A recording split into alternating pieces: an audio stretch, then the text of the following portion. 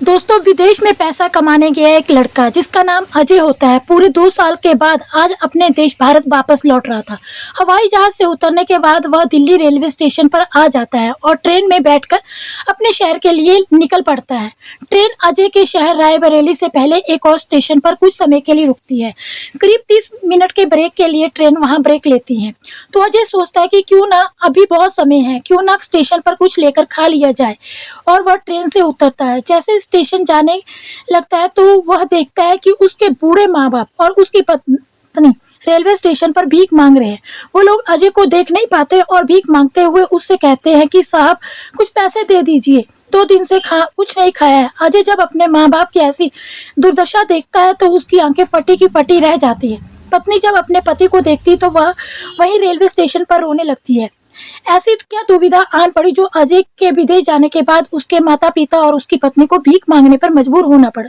यह दिल को तार तार कर देने वाली कहानी है, बड़ी ही दुख भरी कहानी है। एक बार थोड़ा सा समय निकालकर इस कहानी को अवश्य सुनिएगा, क्योंकि कहीं ऐसा आपके साथ भी भविष्य में ना हो जाए। यह कहानी आप सुनेंगे कि कहेंगे कि हकीकत में ऐसा नहीं होना चाहिए। ये सच्ची घटना उत्तर प्रदेश के रायबरेली की है। अजय एक ठीक ठाक परिवार से था। वो 2 भाई अजय और योगेश थे। दोनों का विवाह भी हो जाता है, लेकिन दोस्तों, अजय की जो भाभी थी वह बहुत ही तेज तर्रार स्वभाव की थी। योगेश की शादी पहले ही हो जाती है क्योंकि वह घर में बड़ा था। पत्नी घर में आती है तो वह पहले से ही कड़क मिजाज की थी। बड़े ही रोमांचक कहानी है दोस्तों, बस सुनते जाइए, क्योंकि भाभी के चक्कर में आकर देवर सब कुछ भूल जाता है। जब तक कि अजय की शादी नहीं हुई होती है तो उसकी भाभी ने उसे अपने देवर को अपने नैनों की जाल में बुरी तरह से फंसा लिया था। अजय को वो अपनी मीठी मीठी बातों से इस कदर प्रभावित करती है कि जो कुछ भी वह उससे कहती वह हर काम करने के लिए राजी हो जाता। इसी के चलते नतीजा यह हुआ कि फिर जब अजय का विवाह हुआ तो उसकी पत्नी का नाम ज्योति था। ज्योति बिल्कुल अपने नाम के जैसे ही थी। वह गरीब लेकिन नेक परिवार की लड़की थी। ज्योति अपने ससुराल में आती है, लेकिन उसने कभी यह सुख नहीं जाना कि पति होता क्या है। दोस्तों, अजय जब भी अपने घर काम से घर वापस आता तो अपनी पत्नी से सीधे मुंह तक बात नहीं करता। पत्नी को 10-10 दिन हो जाते थे, लेकिन अजय उससे कभी प्यार से कोई बात नहीं करता था। अपनी पत्नी के सुख दुख के किसी प्रकार से उसको कोई चिंता नहीं थी। अगर ज्योति उससे बात करने या उस पर अपना अधिकार जताने की कोशिश करती भी तो वह उसे धमका देता और फटकार लगा देता, क्योंकि अजय पहले से ही अपनी भाभी के चंगुल में बुरी तरह से फंसा हुआ था। जैसे भी उसकी भाभी कहती वह बस वैसे ही काम करता था। कभी कभी पत्नी को पीटना, कभी कुछ करना, कभी कुछ करना, क्योंकि भाभी से उसे लगाव था। भाभी के चक्कर में वह बुरी तरह से फंसा हुआ था। जो भाभी के चक्कर में होते हैं वह अपनी बीवी को छोड़ देते हैं। आप भी देखना कहीं आपके घर पास पड़ोस में भी कोई ऐसा तो नहीं हो रहा, क्योंकि किसी भी प्रकार किसी के साथ भी ऐसा हो सकता है। नतीजा यहाँ तक की पहुंचे गया कि अजय और उसकी भाभी ज्योति ने उसकी भाभी ज्योति को ज्यादा परेशान लगे, बात बात पर झगड़ने लगे। ज्योति अपने चचेरे भाई को बुलाती है क्योंकि उसका घर में और कोई नहीं था। माता पिता का पहले देहांत हो गया होता है। चचेरा भाई आता है और उसे साथ ले जाता है। उधर अजय की भाभी सिर्फ पैसों से मतलब थी। वो अजय से कहती कि देवर जी, मैंने सुना है विदेश में जाकर लोग खूब पैसा कमाते हैं, आप भी ऐसा ही ना करो, कुछ समय के लिए विदेश चले जाओ और खूब मन लगाकर मेहनत करो। पैसा ज्यादा रहेगा तो आप और मैं खूब मजे करेंगे, खूब मजे की जिंदगी काटेंगे, और फिर मुझे भी अपने साथ विदेश ले जाना। अब वह अपनी भाभी की बात को टाल नहीं पाता और 1-2 महीने में ही उसका वीजा आ जाता है और फिर विदेश चला जाता है। अपने माता पिता को विदेश जाने से पहले अपने बड़े भाई भाभी के हवाले कर जाता है और उनके खर्च उठाने की जिम्मेवारी सौंप देता है। मैं विदेश से पैसा भेजता रहूंगा, आप मम्मी पापा का ध्यान रखना। लेकिन जो भाभी थी अपने पति योगेश से कहती कि जब तक अजय विदेश में गया हुआ है उसके वापस आने से पहले बुढ़िया बुढ़े के नाम जो भी खेती है, प्रॉपर्टी है, उसको सब अपने नाम करवा लो, हमारे भविष्य में काम आएगी। सारी संपत्ति और हमारे नाम होगी तो पैसा ही पैसा होगा। योगेश के मन में भी दौलत का लालच आ जाता है और वो वैसा ही कहता है। अपने माता पिता को तहसील ले जाता है और यह बोलकर कि सरकारी योजना आई हुई है, बुढ़ापे में पेंशन लग जाएगी। बेचारे बूढ़े माता पिता अपने बेटे की बात में आ जाते हैं और धोखे से अपनी सारी प्रॉपर्टी, सारी खेती, सभी जमीनें और चल अचल संपत्ति अपने बड़े बेटे के नाम कर देते हैं। और यह करवाने वाली सिर्फ अजय की भाभी होती है, जिसने दौलत का लालच लेकर अपने पति को दिया और सब कुछ अपने नाम होने के बाद वो बूढ़े लोग माँ बाप को घर से बाहर निकाल देते हैं। अब घर में ताला लगाकर बाहर चले जाते हैं। अब जब बूढ़े माँ बाप कि ना कुछ नहीं रहा, तो उनके पास ना तो पैसा था और ना ही कमाने का जरिया। बेचारे गांव से थोड़ी दूर एक स्टेशन पर भीख मांगने के लिए मजबूर हो जाते हैं। जो कोई भी देखता उन्हें अब वह खाने को मजबूर हो जाते हैं। दोस्तों, उधर अजय की पत्नी की थी ज्योति, उसका भी यही हाल था। कुछ समय के लिए तो चचेरे भाई भाभी ने उन्हें अपने साथ रखते थे, लेकिन फिर उसकी भाभी बात बात पर ज्योति को ताने मारने लगती है। तो ज्योति एक दिन तंग आकर विचार करती है कि मुझे अब इस घर में नहीं रहना है, कुछ भी करूंगी, चाहे भीख मांग कर ही खाना पड़े, लेकिन यहाँ इनके साथ इस घर में रोज रोज के ताने नहीं सुन सकती। अब वह कहीं किसी के घर में थोड़ा बहुत काम करा देती, कुछ पैसे मिल जाते, लेकिन उसका पेट नहीं भर पाता था। एक दिन ऐसे ही घूमते घूमते हुए वह रेलवे स्टेशन पर पहुंची तो देखती है कि उसी के बूढ़े सास ससुर भीख मांग रहे होते हैं। वह उनके पास जाती है और गले लगाकर रोने लगती है। वह अपने सास ससुर को पूछते हैं कि माँ बाबूजी, आपकी यह दशा कैसे हो गई। सास ससुर अपनी आप बीती ज्योति से बताते हैं कि तुम्हारा पति तो विदेश चला गया था, तुम्हारी जेठानी और जेठ ने हमसे धोखे से सारी जमीन जायदाद अपने नाम करा ली और हमें घर से धक्के मारकर बाहर निकाल दिया। अब हम दोनों दर दर की ठोकरें खाने को मजबूर हो गए हैं।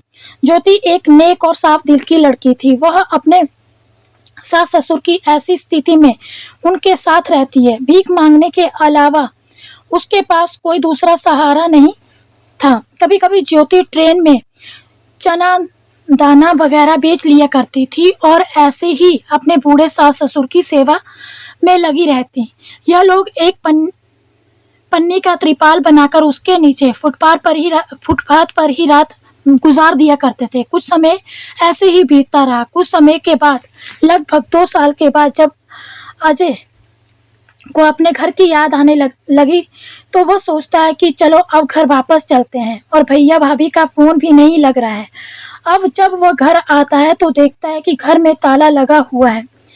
पता नहीं कब से ताला लगा हुआ था। पास पड़ोस वालों ने बताया कि तुम्हारे भैया भाभी ने मकान और सभी जमीन जायदाद बेचकर कहीं गायब हो गए हैं। यहाँ वह अब नहीं रहते, पता नहीं कहाँ चले गए हैं। और तुम्हारे माँ बाप को तुम्हारी भाभी ने धक्का मारकर घर से निकाल दिया था। उन बेचारों को तो हमने खुद अपनी आंखों के सामने अब रेलवे स्टेशन पर भीख मांगते हुए कई बार देखा है।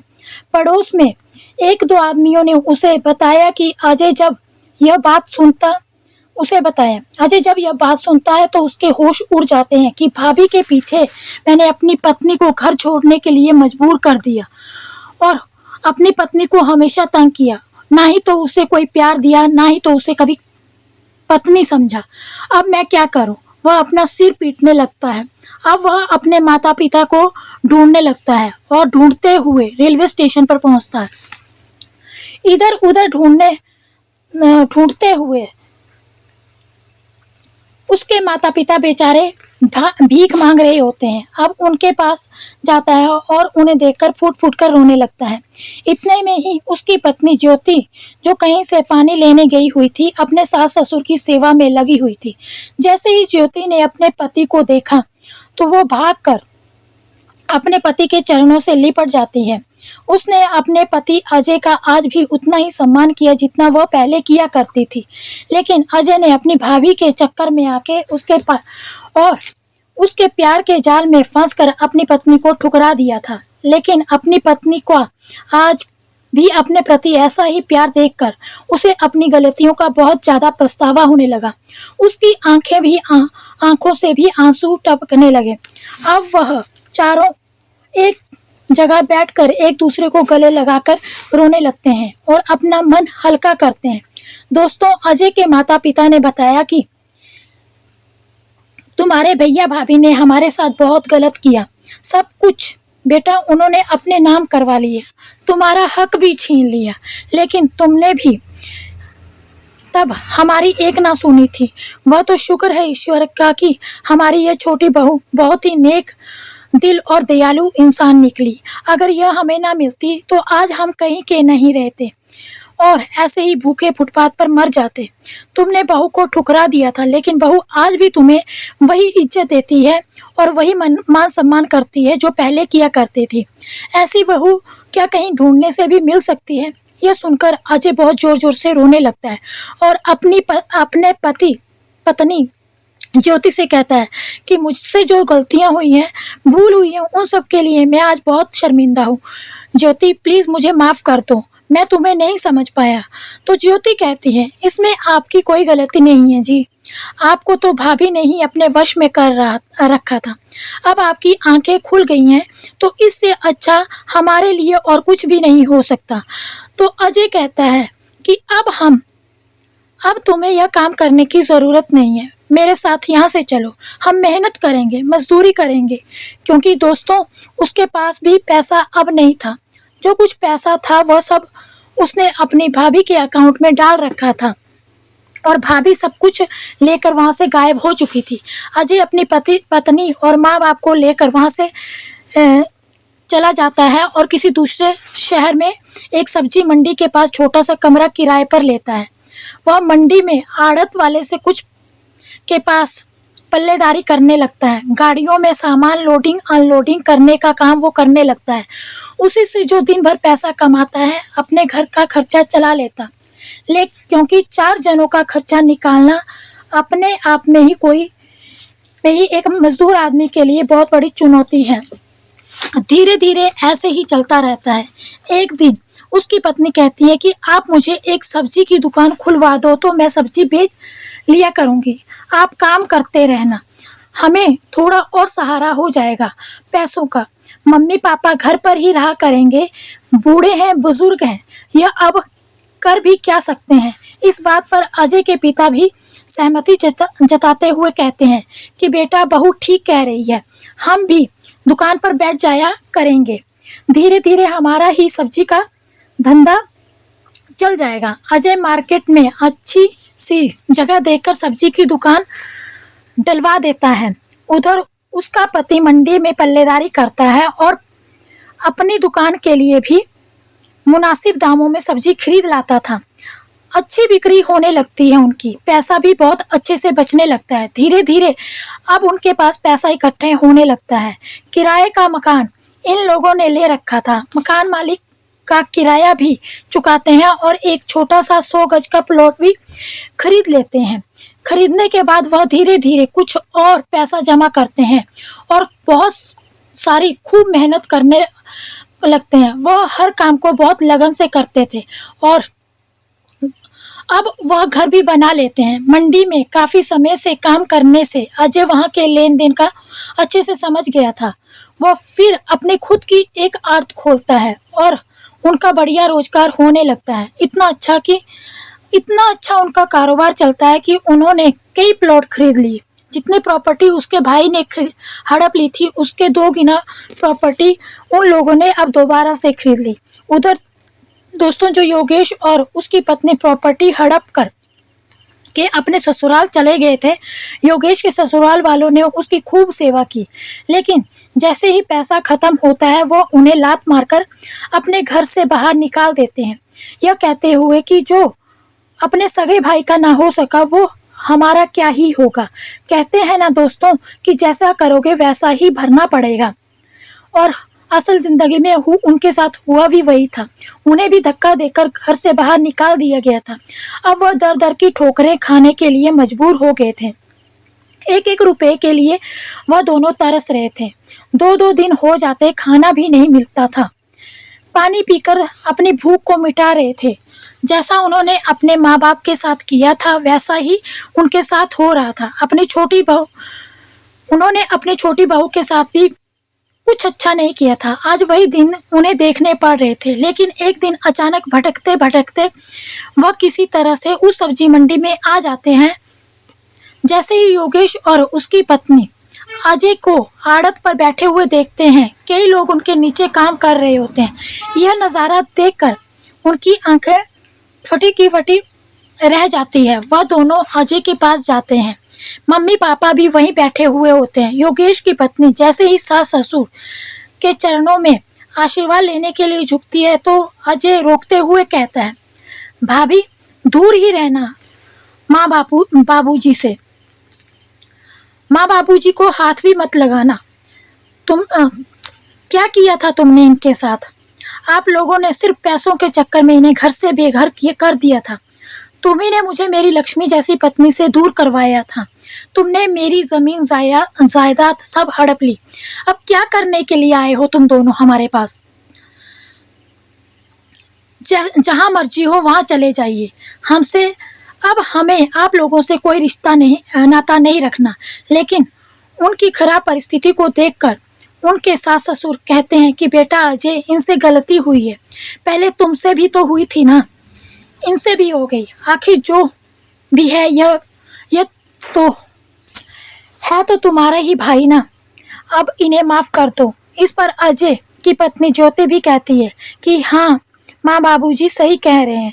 यह जैसे भी है तो हमारे परिवार का ही हिस्सा। और अगर भैया भाभी कहीं और भी काम करने के लिए जाएंगे तो हमारी ही इज्जत मिट्टी में मिल जाएगी। आप इन्हें भी कोई छोटा मोटा काम धंधा शुरू करवा दीजिए। हमारे साथ जो भी इन्होंने किया आज उसका फल यह भुगत चुके हैं। आखिर यह है तो मेरे जेठानी ही आज भी मेरे लिए पूजनीय है। अजय का गुस्सा भी अब शांत हो जाता है। उसको भी समझ आ जाता है कि जो हो गया है वह अब दोबारा लौट तो नहीं सकता ना। और वह अपना पैसा लगाकर अपने बड़े भाई का काम भी शुरू करवा देता है। दोस्तों, दोनों भाई अपने अपने काम को अच्छे से संभाल लेते हैं और अपने परिवार के साथ बड़े ही प्यार मोहब्बत से रहने लगते हैं। दोस्तों, ये कहानी आपको कैसी लगी? हमारी कहानियाँ पारिवारिक होती हैं। अगर कहानी आपको ज़रा से भी पसंद आए तो हमारे चैनल को ज़रूर सब्सक्राइब कर लें। और लोक और ओमक बारे में क्या विचार रखते हैं हमें कमेंट में ज़रूर बताएं। धन्यवाद। मिलते हैं एक नई कहानी के साथ। तब तक के लिए जय हिंद, जय भारत।